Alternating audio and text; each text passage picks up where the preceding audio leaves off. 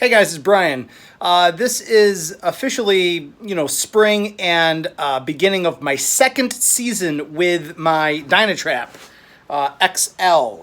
I did a video on this when I first got it and did my initial impressions, and I will leave a link to the video kind of up over here.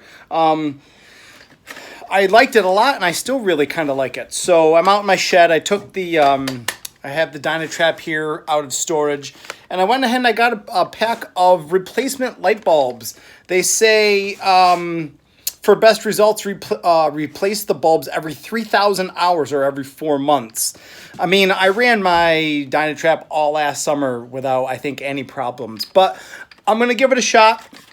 They were only $14, so I guess if I get into a habit, or if I start, from now and maybe I'm looking every 3 months, do they need to be replaced? The season in Buffalo isn't going to last much beyond, maybe 4.5, 5 months. So maybe I'll try to see if I can squeeze one full season out of these bulbs.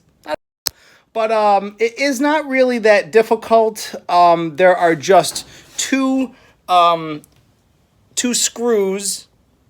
Let me see here. There's 2 screws on each end that you have to remove, and then this plastic protecting housing kind of comes down, and then you just replace the bulbs, put this back on, and redo the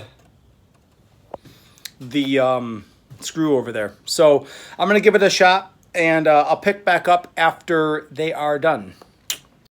Okay, so that took me all of about 20 seconds. I was able to get both of the screws off and the protective housings for the bulbs. I've seen in a how-to video that they have this weird kind of curved screwdriver, I guess, to allow you to kind of get up and in there. I had absolutely no problem. Let me back up a little bit. I had absolutely no problem with a straight screwdriver getting to the screws. So I'm gonna take these out. I'll see how snuggly those are and how much of a pain in the butt or not they are to change, and then I'll pick back up. Okay, so the old bulbs are out.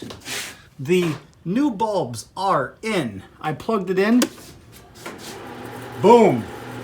I mean, that literally took all of maybe 3 minutes, mostly because I was videotaping it. But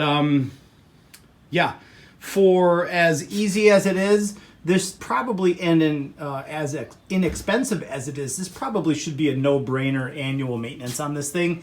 The only thing I will tell you is you can rotate these all the way around. So when you're tightening them and you're going clockwise, you can actually rotate it all the way back around and they'll fall out like I did on the first one. So I'm going to put the protective housing back in, and I'm sure that'll take me all of another 30 seconds, and then I'll do my little conclusion.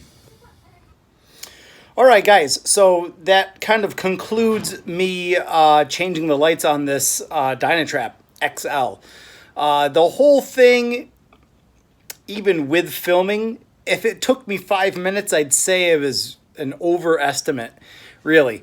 So good things. It's only, say, $14 for a new set of bulbs, right? That's a no-brainer to keep the DynaTrap working kind of as it's intended to.